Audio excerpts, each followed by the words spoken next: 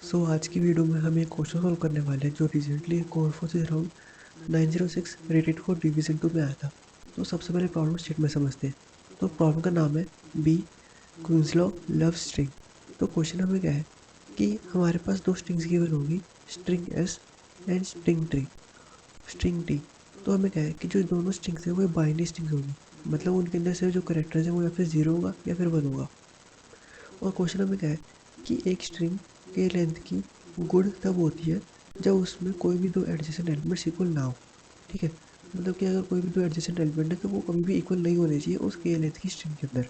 तो क्वेश्चन हमें क्या है कि हमें एस स्ट्रिंग को एक गुड स्ट्रिंग में कन्वर्ट करना है। और हम क्या कर सकते हैं, हम एक ऑपरेशन में कर सकते हैं कि जो हमारी स्ट्रिंग टी है हम उसको कहीं भी अपेंड कर सकते हैं अपनी पूरी की पूरी एस स्ट्रिंग के अंदर, या फिर उसको मल्टीपल जगह अपेंड कर सकते हैं, या फिर ऐसा हम उसको अपेंड ही ना करें कहीं भी। बस ये इन्होंने क्वेश्चन लिखा है और हमें बता रहे हैं कि क्या पॉसिबल है कि जो हमारा ओरिजिनल स्ट्रिंग एस थी, क्या हम उसको कभी गुड बना सकते हैं किसी भी नंबर ऑफ ऑपरेशंस में। तो यहाँ पर आप सैम्पल टेस्ट कर दे सकते हो और बेटर अंडरस्टैंडिंग के लिए। तो मैं बढ़ता हूँ प्रॉब्लम सोल्यूशन की तरफ। तो देखो हमारे पास जो स्ट्रिंग एस है वो भी 0101 की फॉर्म में होगी, और स्ट्रिंग टी भी हमारे पास 01 की फॉर्म में होगी, है ना। तो अब हम इसको सॉल्व कैसे करेंगे वो क्वेश्चन को। तो अब देखो, अगर जो भी स्ट्रिंग कैसे है, अगर वो पहले से गुड हो, मतलब कि उसमें सारे के सारे लेटर्स है वो 10 10 10 ऐसे ही हो, मतलब कि वो पहले से ही गुड हो, तो मेरे पास आंसर ठीक है, मतलब मेरे को और कुछ करने की जरूरत है नहीं, तो मेरा आंसर बिल्कुल सही है।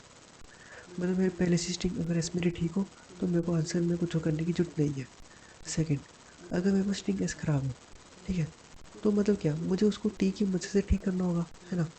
मतलब मुझे उसको टी की मदद से ठीक करना होगा किसी ना किसी तरह से। तो एक बार देखो, अगर मेरी स्ट्रिंग एस खराब हो तो उसमें क्या हो सकता है। देखो, अगर मेरी स्ट्रिंग एस खराब है तो वो किन की वजह से है, या फिर उसमें जीरो जीरो, वो किसकी वजह से है, या फिर उसमें जीरो जीरो एक साथ आ रहे हैं, या फिर उसमें वन वन एक साथ आ रहे हैं, है ना।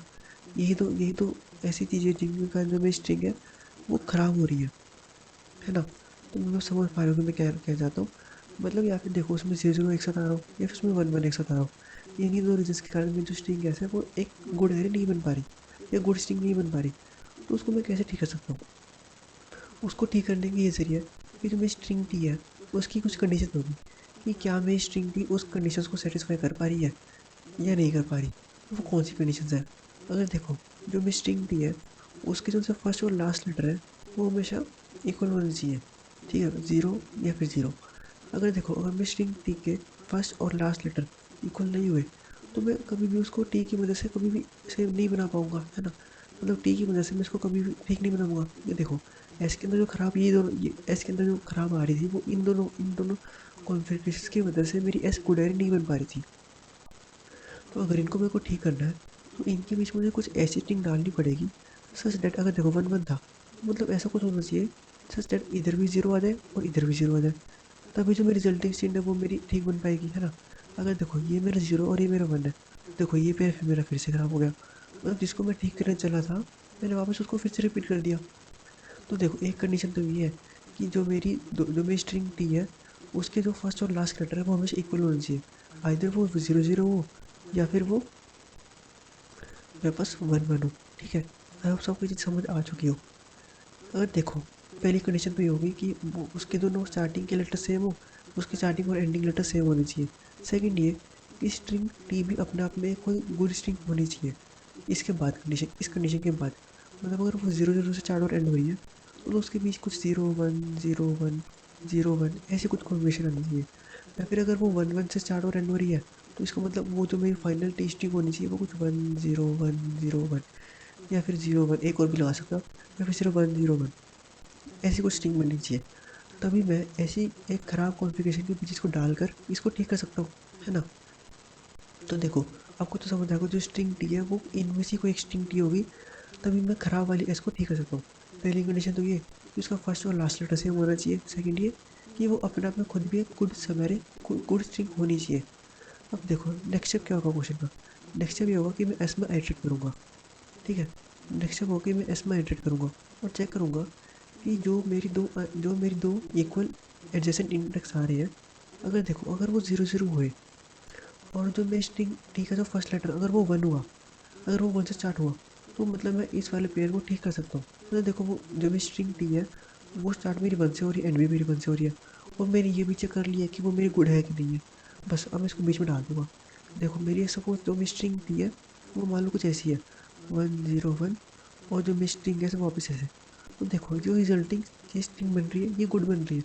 मतलब मैंने इस 0 0 के पेयर को ठीक कर दिया स्ट्रिंग टी की मदद से, है ना। एक कंडीशन नहीं होगी। लेकिन देखो अगर मेरी स्ट्रिंग अगर मेरा जो पेयर है वो पेयर मेरा 0 0 ही है, लेकिन जो मेरी स्ट्रिंग टी है वो भी मेरी 0 से ही स्टार्ट हो रही है। तो मतलब क्या ऐसा कुछ बनेगा यहाँ पे 0 1 0? तो इस केस में मेरा आंसर नहीं हो जाएगा।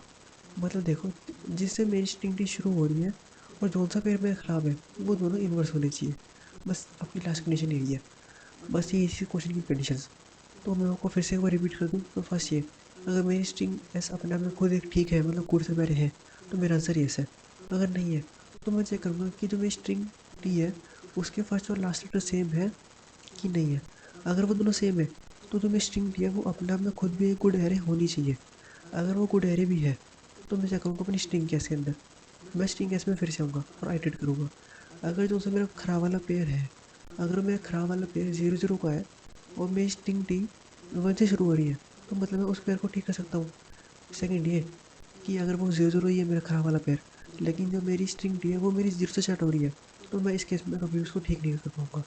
और सेकंड सिमिलरली आप 1 1 अगर मेरा 1 1 खराब वाला पेयर है तो इसके लिए भी आप चेक कर सकते हो इनवर्स में जो आपकी कंडीशन बनेगी। तो मैं आपको अगर सोल्यूशन कोड दिखाऊँ तो आपका सोल्यूशन कोड बिल्कुल सिंपल है। तो देखो सबसे पहले मैंने क्या कर लिया, मैंने चेक कर लिया कि जो मेरी स्ट्रिंग एस है वो अपने आप में गुड है कि नहीं है। अगर वो पहले से गुड है तो मुझे क्या कोई ऑपरेशन करने की ज़रूरत ही नहीं है। तो सिंपल मैं ये प्रिंट करके रिटर्न कर दूँगा।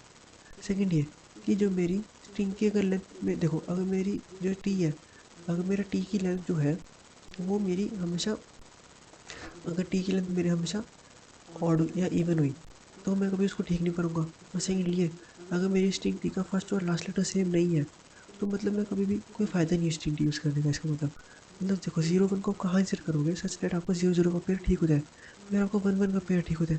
ऐसा कभी नहीं हो सकता ना। तो सिंपल मैं चेक करूँगा जीरो मैं फर्स्ट और लास्ट लेटर सेम है कि नहीं है। अगर वो दोनों सेम नहीं है तो सिंपली नो ओपन करके मैं टिप पे जाऊँगा।